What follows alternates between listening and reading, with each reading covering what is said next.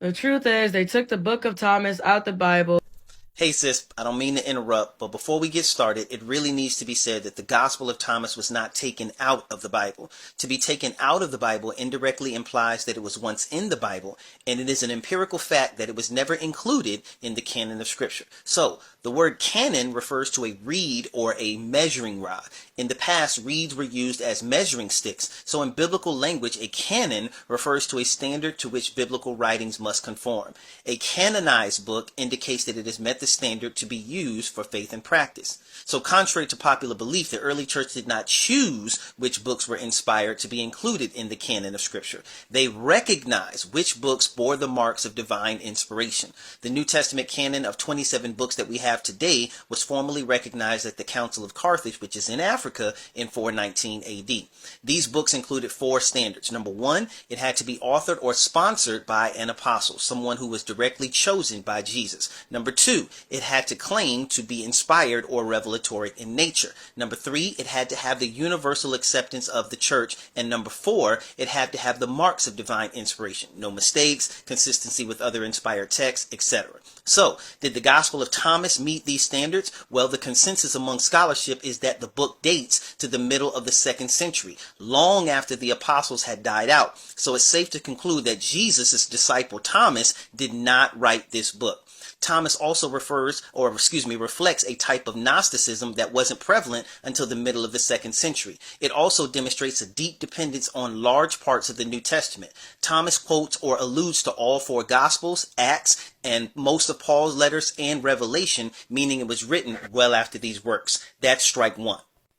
Did Thomas's gospel have divine qualities and align with other inspired books? Absolutely not. The Gospel of Thomas teaches Gnosticism. In fact, it was one of several Gnostic texts that were discovered in 1945 by some farmers in Nag Hammadi, Egypt. Gnosticism is also polytheistic. It teaches that the God who created the world was evil, and by extension, his entire creation was evil too. So salvation then was the liberation of the soul from the physical realm into a spiritual realm. One can achieve this salvation only through a secret knowledge, or gnosis in Greek. According to Gnostics, this secret knowledge came from Jesus, which is why you believe, Because Jesus tells you that once your thought and your emotion becomes one, that whenever you say mountain move, the mountain will move. And the reason why they don't want you to know that is basically because you're going to become God. So yeah, the whole secret knowledge thing does not come from Jesus. It comes from Gnosticism. In fact, the beginning of the Gospel of Thomas says, open quote, "These are the secret sayings that the living Jesus spoke," close quote. So no claim of divine inspiration and secret knowledge deriving from Gnosticism is definitely not consistent with the rest of the inspired scripture. So strike number 2 and number 3 for Thomas. Furthermore, this whole line of "you're going to become God" or "become like God," didn't we hear this before somewhere in the Bible, like in the Garden of Eden?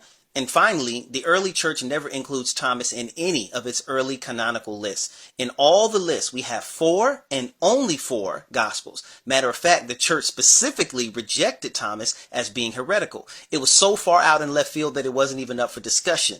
Eusebius, for example, includes the Gospel of Thomas in the heretical books section and suggests that it ought not to even be reckoned among the spurious books, but discarded and impious and absurd. So, that's strike number 4. Thomas doesn't report any major parts of Jesus' life, his birth, his death, or even the resurrection.